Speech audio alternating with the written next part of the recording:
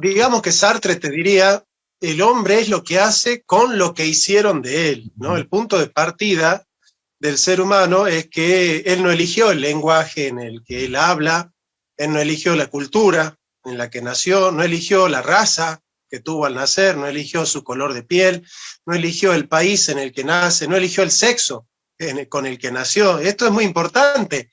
Entender esta tragedia y vivirlo como tragedia nos libera primero de dos cosas: de la inmediatez de aquellos que pretenden resolver con datos científicos el sentido de la vida, y aquellos que tratan de darle a la construcción cultural lo que es propio de la tragedia. Es decir, el origen de la tragedia es que nosotros ya nacemos con un destino. Eso es propio de Grecia y lo desarrolla Nietzsche en la genealogía del origen de la tragedia, justamente, ¿no? O sea, el hombre nace con un destino, ese destino es trágico. Es trágico por varias razones, porque el hombre nace vivo y no sabe qué es la vida, llega al mundo y no sabe qué es el mundo, nace y no quiere nacer, llega vivo y no sabe qué es la vida, llega como hombre y no sabe qué es el hombre, sabe que va a morir y no quiere morir y no sabe qué es la muerte y sin embargo sigue viviendo. Digamos, si yo te describo que en otro planeta hay un ser que nace sin querer nacer, que llega a un planeta que no conoce, no sabe cómo nace, no sabe cuál es su esencia, no sabe de dónde viene ni hacia dónde va, y encima va a morir y no quiere morir, y sin embargo sigue viviendo, a lo sumo vos me decís, ese es un ser patético, es un ser profundamente patético.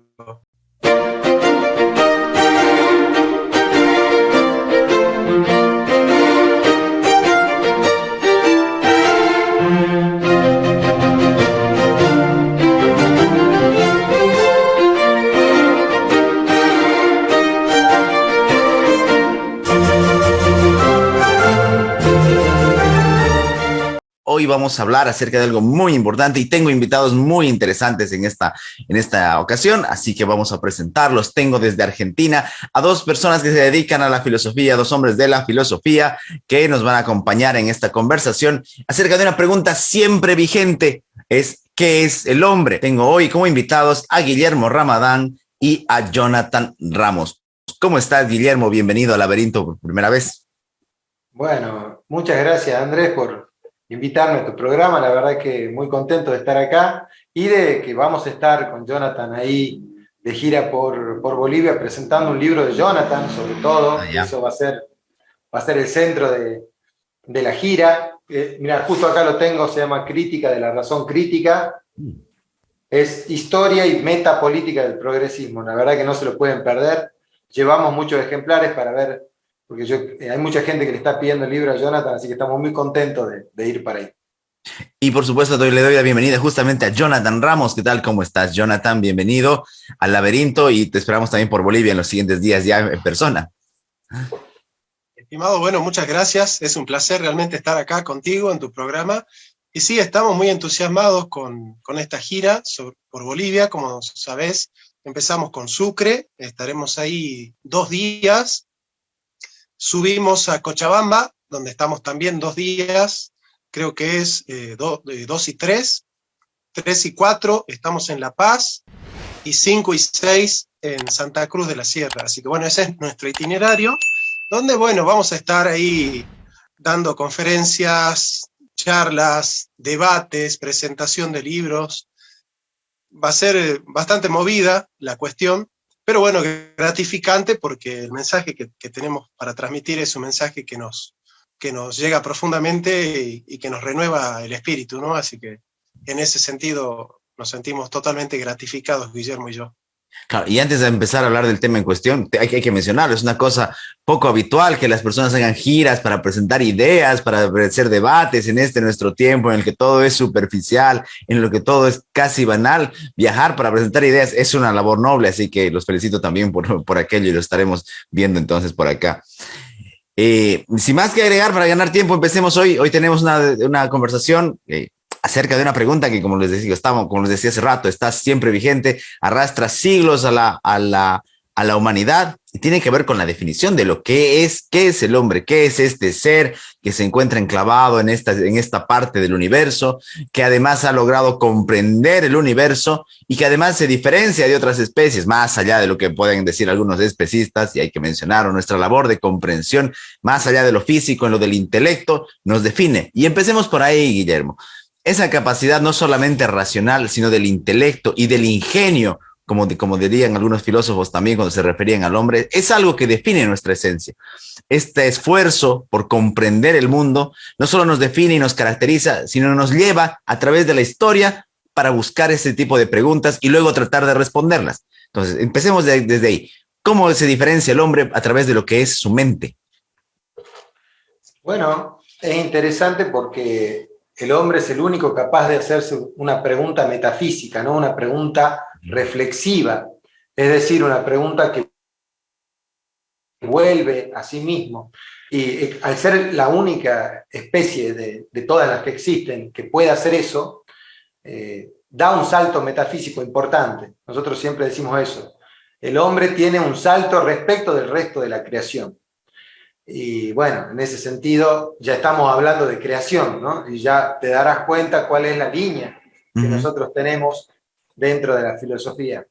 Es importante porque el hombre a través de la inteligencia puede reconocer sobre todo causalidades que se dan en el mundo, sobre todo eso, y puede ir en líneas puede ir retrotrayéndose desde un ente simple hasta lo más complejo, lo más abstracto, podríamos decir, que es el ser mismo de las cosas. Bueno, esto es un pensamiento muy tomista, ¿no? Ir desde el ente hasta el ser.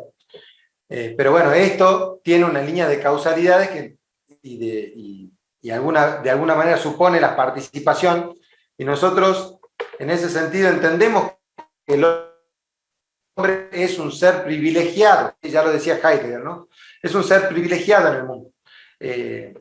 Y nosotros vamos a poder, de alguna manera, utilizar esta inteligencia que tenemos, que es el rasgo distintivo del hombre, para poder reconocernos nuestro lugar en el mundo, cuál es el lugar del hombre en el cosmos, y cuál es el lugar de la naturaleza en el cosmos, y cuál es el lugar de Dios en el cosmos. Porque siempre para el hombre va a haber tres preguntas fundamentales, ¿no? La pregunta por el mundo, la pregunta por sí mismo y la pregunta por lo trascendente. Entonces, en esas tres preguntas es que el hombre se va a mover, ya sea filosóficamente, teológicamente, siempre se va a mover en esas tres preguntas.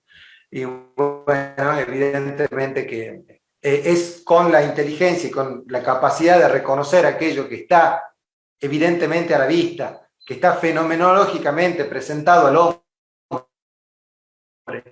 con aquello que también no ha presentado fenomenológicamente, pero sí, el hombre tiene la capacidad a través de su inteligencia de hacer hermenéutica para poder captarlo, y también de reconocer aquello que es trascendente, es donde el hombre va a dar ese salto de calidad y se va a poder distinguir del resto de los seres que cohabitan con él en el mundo. Siguiendo esa misma línea, Jonathan, este ser, este hombre, va a tener esa inteligencia que bien detallaba Guillermo, para resolver problemas, para crear problemas, pero además en diferentes momentos de su desarrollo y de su historia, hasta para sobrevivir, para enfrentarse hasta la propia destrucción. Y no solamente una destrucción física, y a eso seguramente vamos a llegar, sino también una destrucción axiológica, una destrucción de aquellos valores que le han permitido subsistir y mejorar, porque no todo progreso, no toda vida, no toda plenitud está siempre garantizada. Entonces el hombre va a asumir esa inteligencia para una defensa de todas estas cosas. Repito, en todos los ámbitos, no es que no necesite de la parte emotiva, por supuesto todos tenemos emociones, todos tenemos pasiones, deseos, pero se presentará esa racionalidad, se presentará ese espíritu de la inteligencia y hasta ese espíritu crítico para poder defender esa realidad.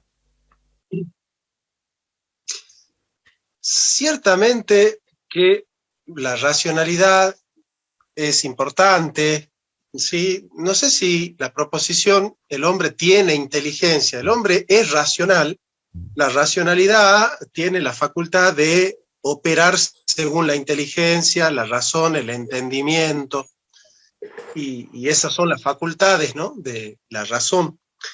Pero digamos que el hombre es más complejo que eso, ¿no? O sea, hay una tensión en el ser humano propia de que el hombre es el único que tiene una relación de ser con su ser. Los otros animales no humanos no problematizan su ser, no tienen la posibilidad de elegir un modo de ser en el mundo. En ese sentido, el hombre puede caer en la tradición o forjarse una, o destruirla, a aquella en la que vive. Eso muestra que el ser humano es un ser complejo y un ser que está en permanente tensión entre lo racional y lo emocional, lo racional y lo inconsciente, lo individual y lo colectivo, lo eterno y lo temporal. El hombre hace filosofía justamente para justificarse a sí mismo en esa tensión en la que el hombre vive, ¿no? A mí me gusta esa idea de que el hombre nace como arrojado en un mar, en un océano, y tiene que hacer filosofía para no ahogarse, ¿no? Para justificar su propia existencia, ¿no? Hegel dice, este mundo es un mero cascote que gira alrededor del Sol, pero en este cascote que meramente gira alrededor del Sol, hay un ser metafísico que se pregunta por el sentido del universo, ¿no? Esa razón que está en permanente tensión, no solo con la emotividad del ser humano, porque la razón le muestra al hombre que ha de morir. Sin embargo, el sentimiento trágico de la vida es que el hombre no quiere morir, de ninguna manera, ¿no? El hombre sabe que muere y sigue viviendo, y esa tragicidad de la vida es lo que constituye al hombre como ser en el mundo, y me parece que de alguna u otra manera ya la filosofía de hoy le escapa a las definiciones que meramente captan la forma del ser humano, sin entender que esa forma también tiene su desgarro, también tiene su tensión y también tiene su historicidad. No que esa forma se construya históricamente, sino que esa forma se desarrolla históricamente. Pero creo yo que la definición de Guillermo es perfecta. Él dice, es muy tomista, claro, es muy tomista, es verdad, pero también se puede complementar la mirada de Santo Tomás con visiones antropológicas quizás más contemporáneas que nos abre el panorama a otras vivencias del ser humano que también son importantes, ¿no?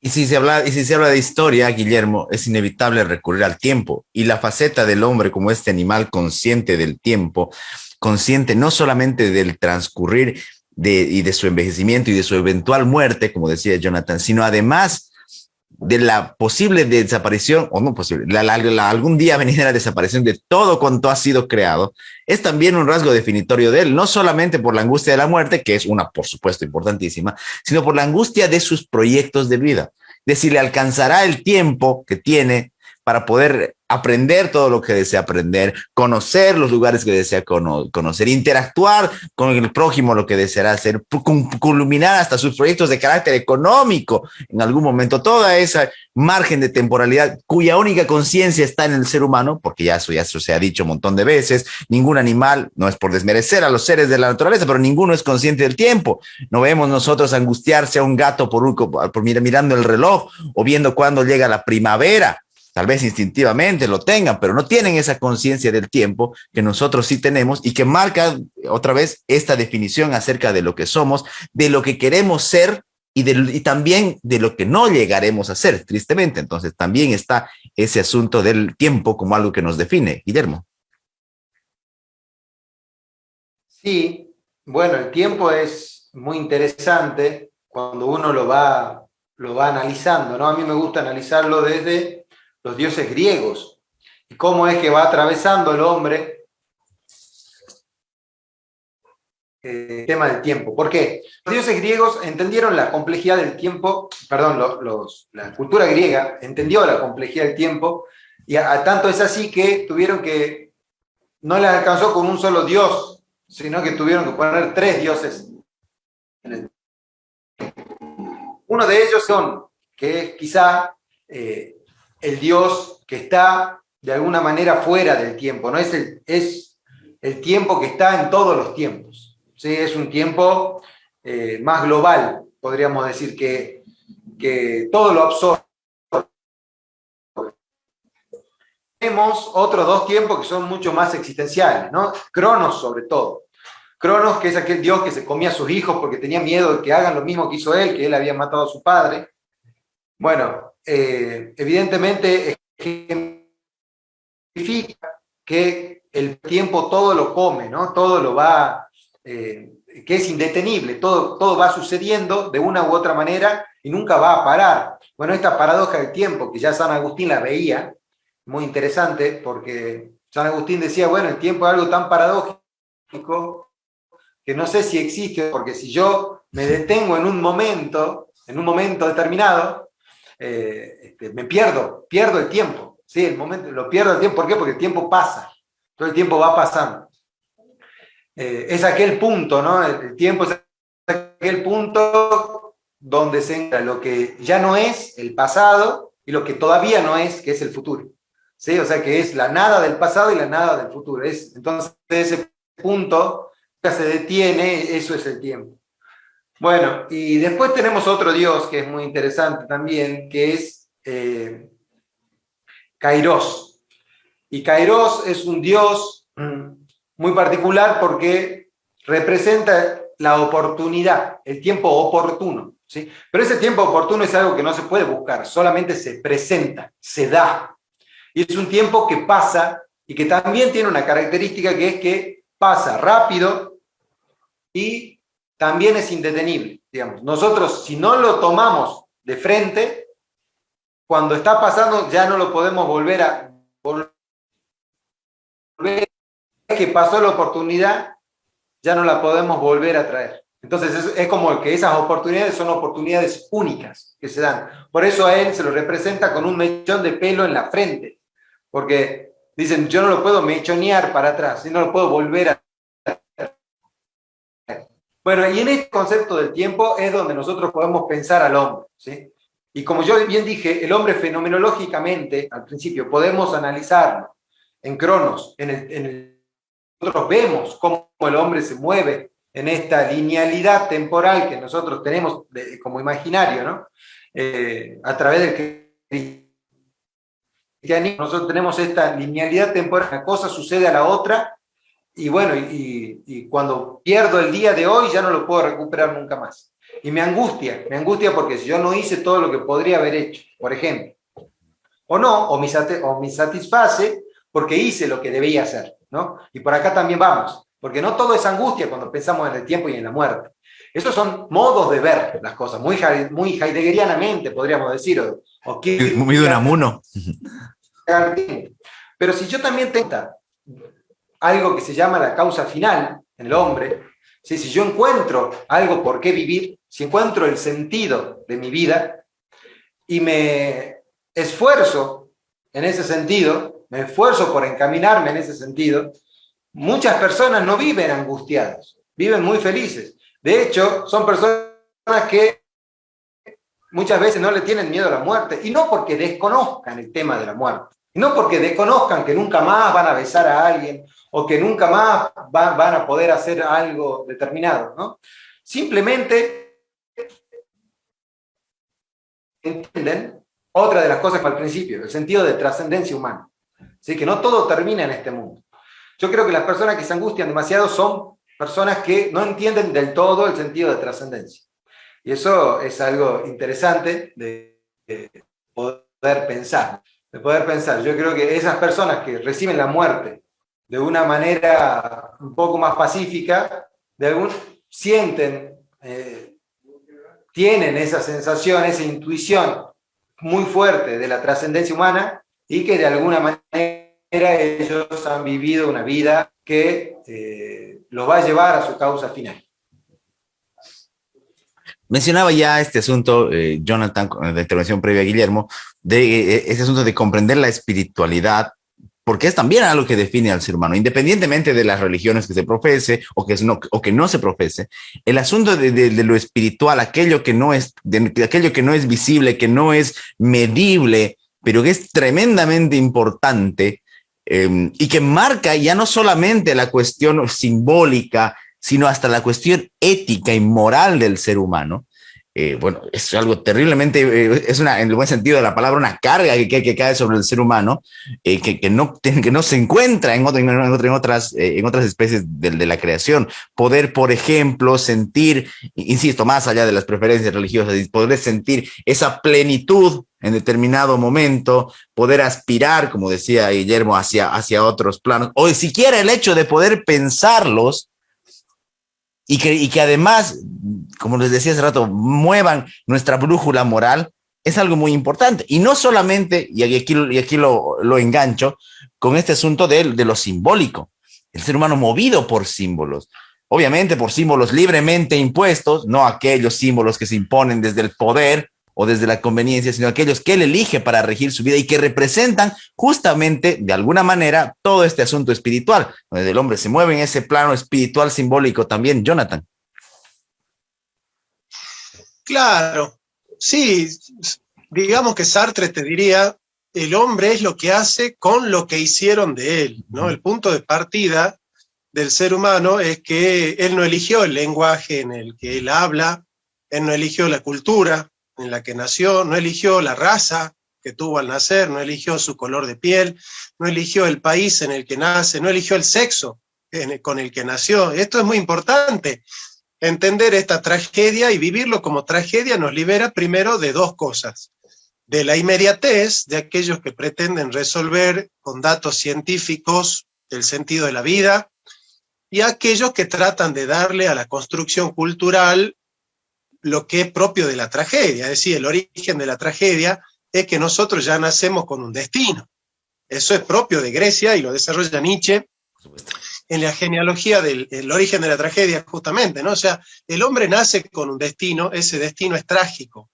Es trágico por varias razones, porque el hombre nace vivo y no sabe qué es la vida, llega al mundo y no sabe qué es el mundo, nace y no quiere nacer, llega vivo y no sabe qué es la vida, llega como hombre y no sabe qué es el hombre, sabe que va a morir y no quiere morir y no sabe qué es la muerte y sin embargo sigue viviendo.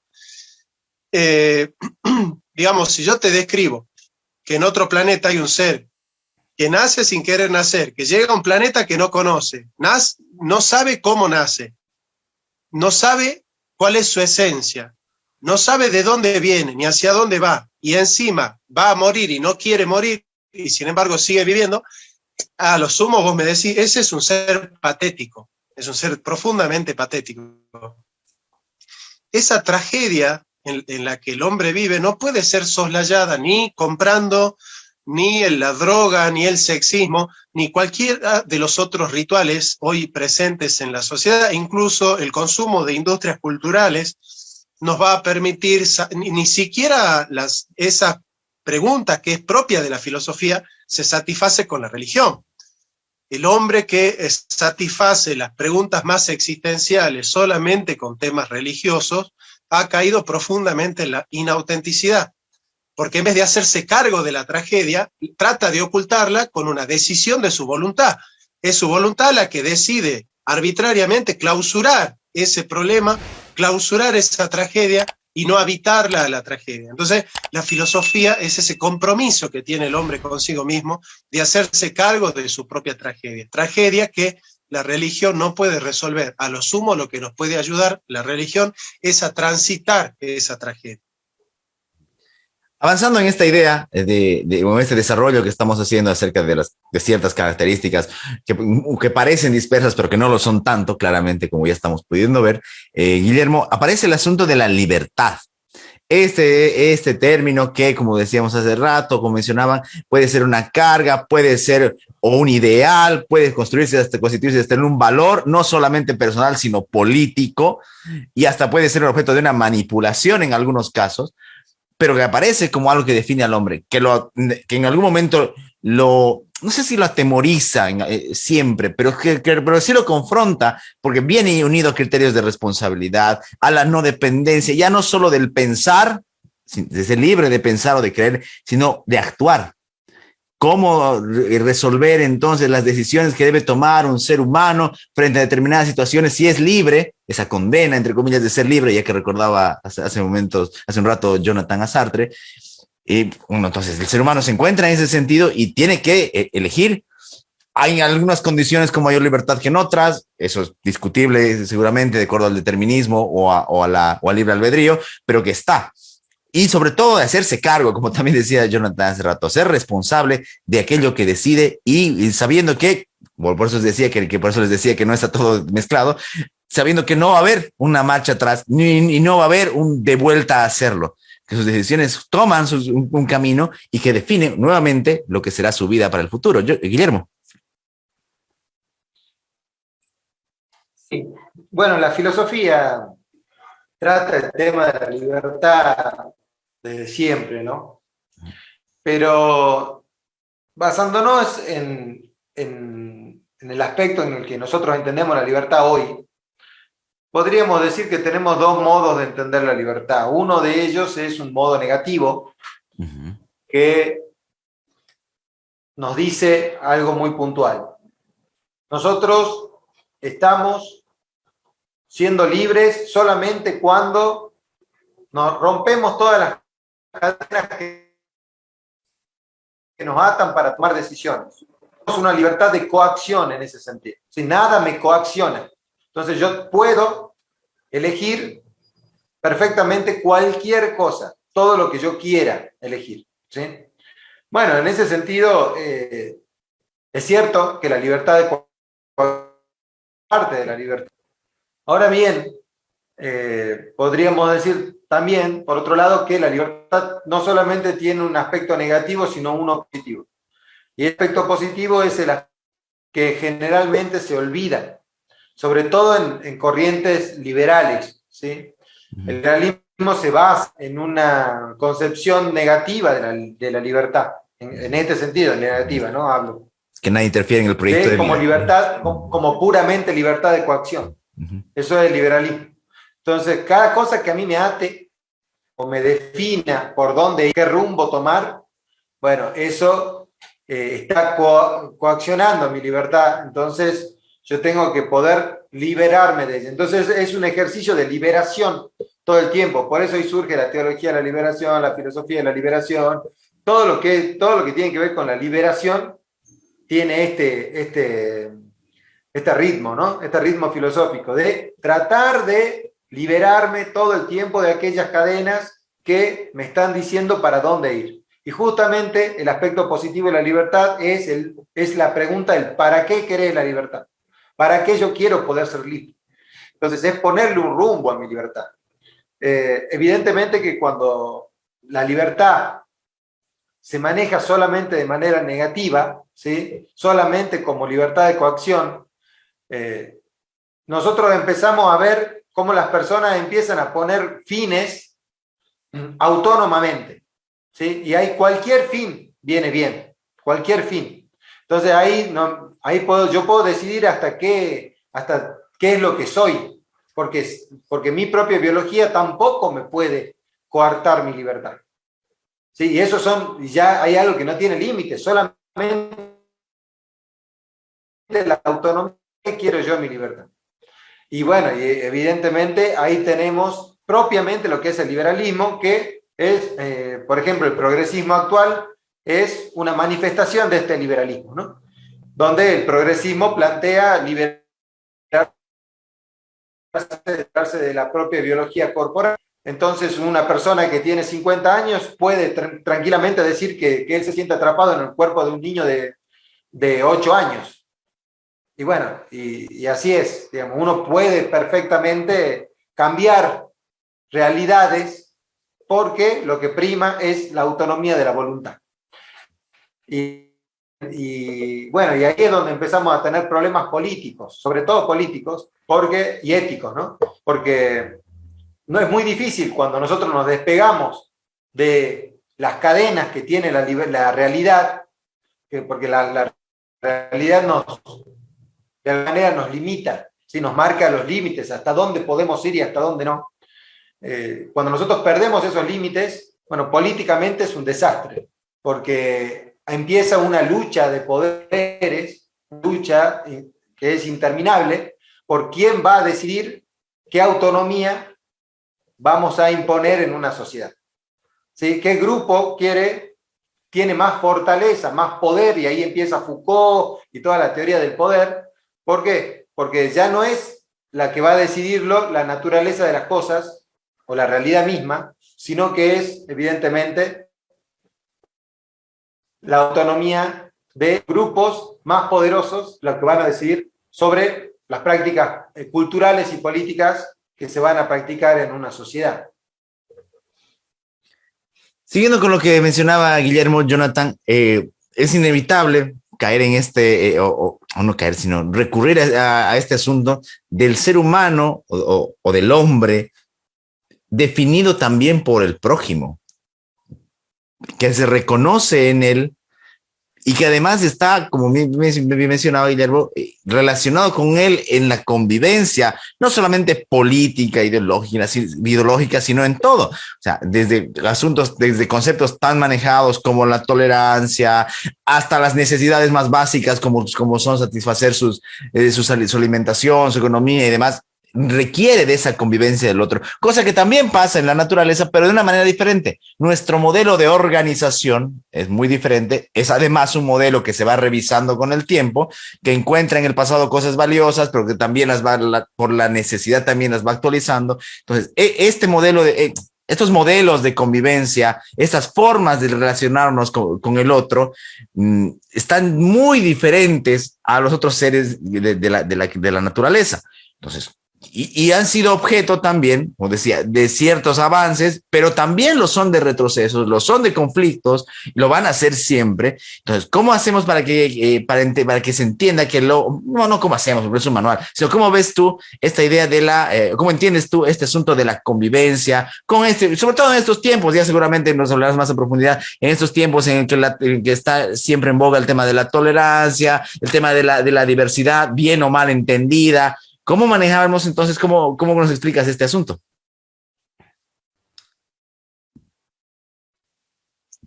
Bueno, voy a tratar de responder en líneas generales, porque no sé si hiciste 3 o 4 preguntas ahí en el mismo diálogo. Primero, ¿cómo nos ven los otros? El alter ego.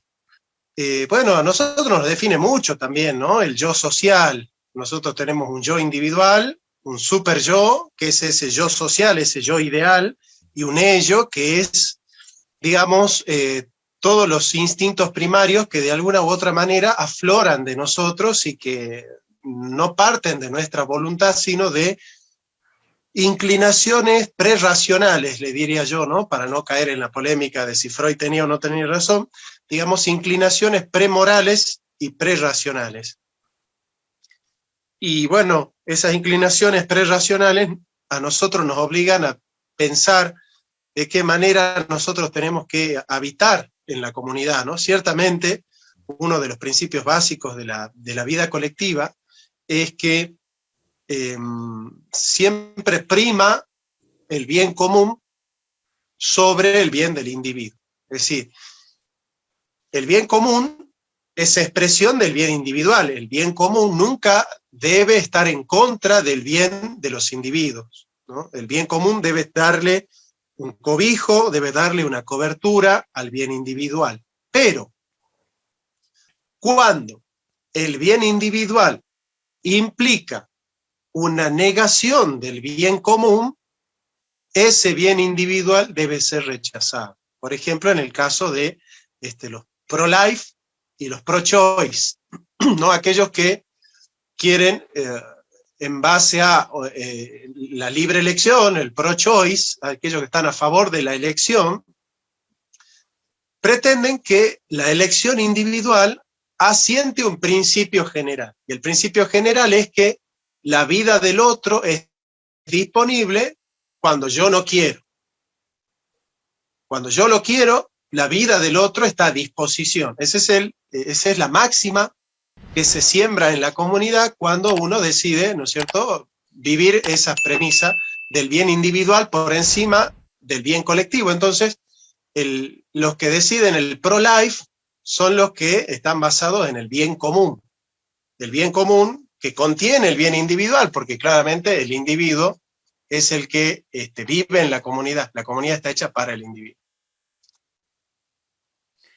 Guillermo, ¿cómo estamos entonces manejando el asunto del conocimiento? Se me olvidaba, tal vez debía haberlo mencionado antes, pero en una era en la que se habla tanto del conocimiento, de adelantos, otra de las preguntas que siempre se ha manifestado en la filosofía y que está relacionada a qué es el hombre, no es la misma, pero está relacionada, es acerca del alcance de lo que puede conocer. Y lo mencionabas tú al principio, cuando hacías en el asunto de la mente, ya, pero en el punto de vista de los avances, ¿qué tanto puede responder? Porque también pasa lo que mencionaba hace rato Jonathan, caer en un cientificismo extremo o en un positivismo ya radical, en el que se saca, en que se puede pensar que todas las respuestas para nuestros dilemas pueden venir de un manual o hasta de una inteligencia artificial que podrían intentar solucionar esto. Entonces, ¿cómo hacemos para que este siglo tan peculiar no nos atropelle y no nos acabe, no acabe con nuestra individualidad como humanos? Bueno, es importante entonces entender en ese caso que todo acto humano, si todo acto del hombre, es un acto ético y que el conocimiento que nosotros tenemos es un conocimiento que tenemos evidentemente de nuestra realidad. Que nosotros podemos conocer muchas cosas, pero no podemos saber todo lo que podríamos, potencialmente, nosotros tenemos muchas potencialidades de hacer cosas. No todo lo que podemos hacer, eso sería correctamente expresado. ¿Por qué? Porque nosotros con la ciencia podemos llegar a instancias de, vamos a suponer, mutaciones, unas experimentales, ¿no? Se podría perfectamente empezar a pensar en mutaciones. Bueno, la ciencia puede hacer muchas cosas, pero la pregunta siempre es si debe hacerlas. Y en este conocimiento que no tenemos, yo siempre digo la inteligencia artificial, sobre todo cuando vos planteas lo de la inteligencia artificial, no es una verdadera inteligencia. ¿Por qué? Porque hace trampa la inteligencia artificial. Yo recuerdo cuando Deep Blue fue una computadora que le ganó al campeón mundial de ajedrez Kasparov, ¿sí? Yo recuerdo, en ese caso, a mí me gusta mucho el ajedrez, entonces recuerdo que al principio habían jugado un partido, habían empatado, y en el segundo partido, porque el ajedrez se juega varios partidos, ¿no? En la segunda partida, Deep Blue demora muchísimo en hacer un movimiento. La máquina, obviamente, para que ustedes tengan una idea, tenía el tamaño de una habitación, la máquina, ¿sí? Solamente la máquina, todo cable, así. Claro, tenía mucha potencia. ¿Qué significa que tenga mucha potencia? Tenía todas las jugadas de la historia cargadas y tenía que elegir entre todas las ciudades, entre todas las jugadas. O sea que básicamente lo que hace Deep Blue es hacer trampa, o sea, se fija y decide. Se fija y decide, ¿sí? Siempre.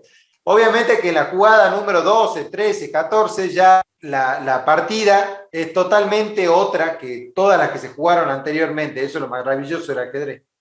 Entonces, claro, tiene tantas combinaciones que no se vuelven a repetir las mismas partidas. Pero siempre hay parámetros para poder elegir. Siempre uno puede ir a ver.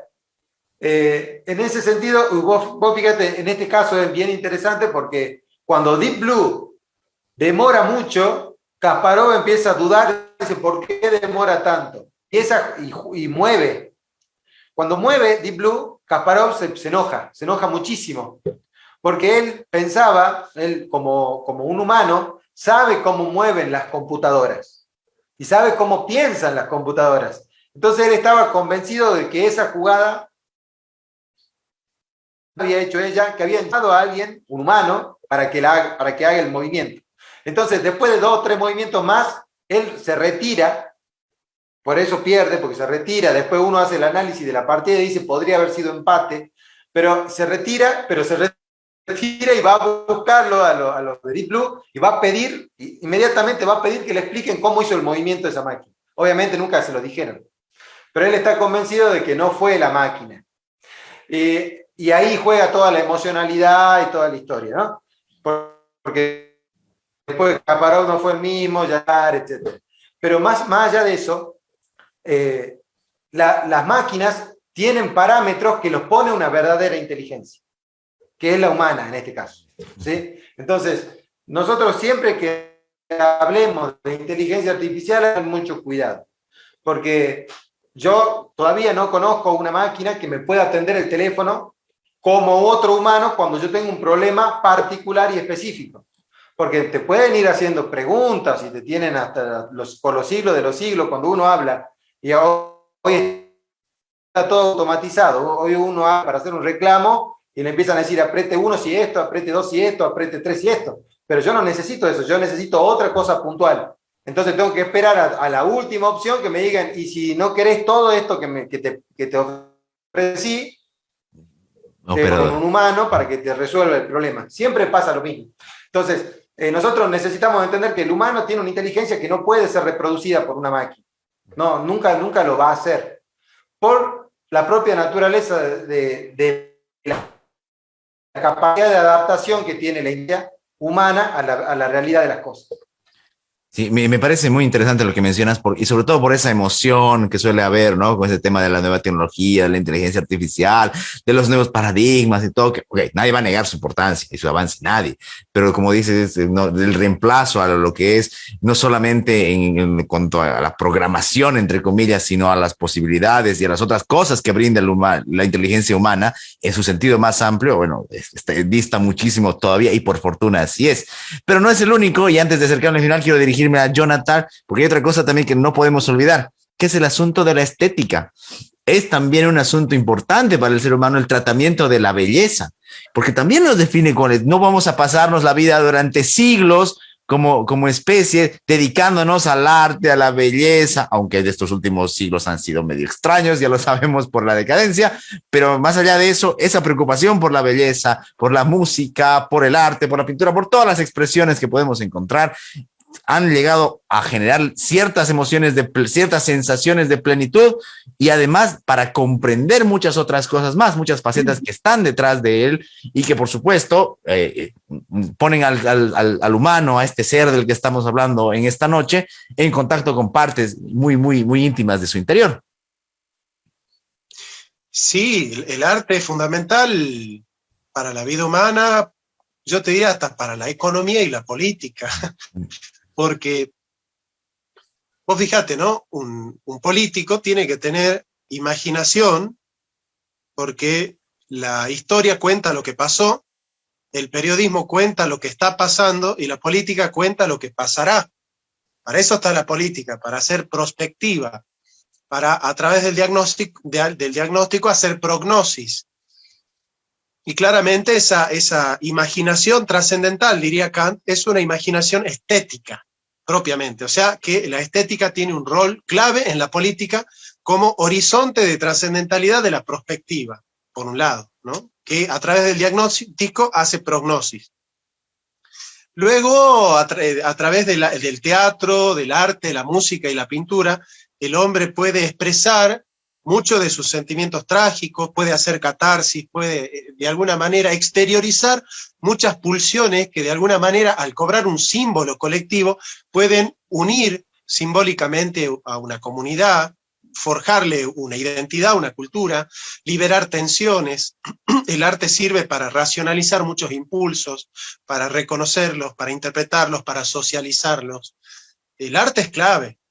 Digamos, el origen de la tragedia es justamente que la racionalidad científica de Platón ha negado a los poetas, ¿no? Y esa negación de los poetas es la negación de la parte más profundamente natural del ser humano, que son las inclinaciones naturales, que son racionales en parte y prerracionales en parte también. Entonces, esa negación que hace Platón de esas inclinaciones, para Nietzsche es el origen de la tragedia, es el señorío de Apolo sobre Dionisos y es la negación de lo que vendría a ser la primacía de la ilustración por sobre el romanticismo, ¿no? Por eso los románticos hablaban de una lógica simbólica, ¿no?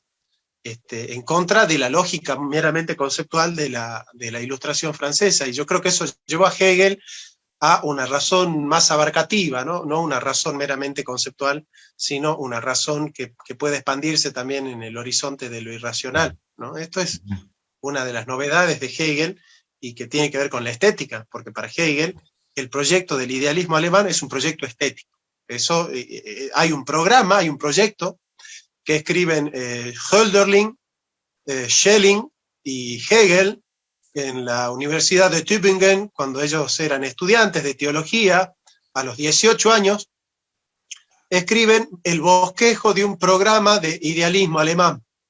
Ese bosquejo de un programa del idealismo alemán, que se cree que lo escribió en realidad Hegel, muy ayudado con Schelling, no sé qué atisbos de participación habrá tenido Hölderlin, tiene que ver con un proyecto meramente estético, es decir, darle a la imaginación trascendental o a la crítica del juicio el poder de diagramar el destino de la humanidad.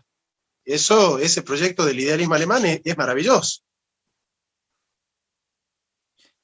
Bien, me encantaría seguir conversando porque yo estoy sumamente interesado en la conversación, pero el tiempo, como siempre, como decíamos hace rato, es una limitante y lo es también en el programa hoy. Quiero, antes de cerrar, pero agradecerles y darles la palabra nuevamente para que cierren y para que inviten a las personas que van a poder verlos acá en Bolivia en las siguientes semanas. Guillermo. Bueno, les recuerdo entonces, nosotros vamos a empezar la gira el día 30 vamos a empezar en Sucre, vamos a estar 2 días ahí. Después vamos a ir a Cochabamba, luego vamos a estar en La Paz y vamos a cerrar en Santa Cruz. Así que, bueno, los que estén interesados, esperamos, la verdad que será un placer estar en su país tan hermoso y que realmente nosotros tenemos tanta afinidad viviendo tan cerca en el norte con Bolivia. Así que la verdad que estamos muy, muy emocionados por ir. Por estar ahí compartiendo con ustedes un poco de filosofía, un poco de política también, un poco de metafísica, un poco de ética, y poder hablar de los problemas reales que se les presentan a las personas. Así que te agradezco Andrés por el espacio, y bueno, espero que te podamos ver pronto. Por supuesto, allí estaré. Y destaco lo que decías también, ¿no? O sea, sacarnos la idea una vez más de que la filosofía es esa cosa abstracta que solo queda para la vanidad intelectual. No es así. Toca nuestros problemas reales, como ya lo hemos visto durante todo este tiempo y como seguramente lo veremos en su conversación. Gracias a ti también, Jonathan, por estar en el laberinto e invitar a las personas para que, en tus palabras finales, para que puedan presenciarlos. Muchas gracias, Andrés. Sí, ciertamente, nosotros los salteños nos sentimos más cercanos de los bolivianos que de los porteños. Por una cuestión cultural, nosotros pertenecemos a la antigua virreinato del Perú, ¿no? Y el comercio de mulas nos tenía unificado en una misma red comercial, en una misma red familiar y una misma red cultural. Nosotros tenemos una misma cultura. Entonces, nos sentimos profundamente hermanados, ¿no? Te podría decir que la cultura nuestra es muy similar en muchas cosas, así que estamos muy contentos de viajar hasta allá y esperamos estrecharlos en un caluroso abrazo y poder entre todos construir conocimiento, porque en definitiva el conocimiento se construye colectivamente. Nosotros no vamos a decir cosas que ustedes no sepan, simplemente vamos a compartir nuestro conocimiento con ustedes para que todos salgamos enriquecidos y podamos aprender más. Así que muchas gracias. Una vez más, las gracias a ustedes y también quiero agradecer a todas las personas que nos han seguido durante estos minutos, agradecer a las personas que nos han seguido a través de la señal de radio La Voz Universal, a través del canal lavozuniversal.tv, a través de las redes sociales del Laberinto y por supuesto a través del canal Solo Noticias HD. Muchas gracias a todos por sus likes, por sus comentarios. Mi nombre es Andrés Canseco, nos volveremos a encontrar la siguiente semana en otro Laberinto. Que tengan un muy buen descanso.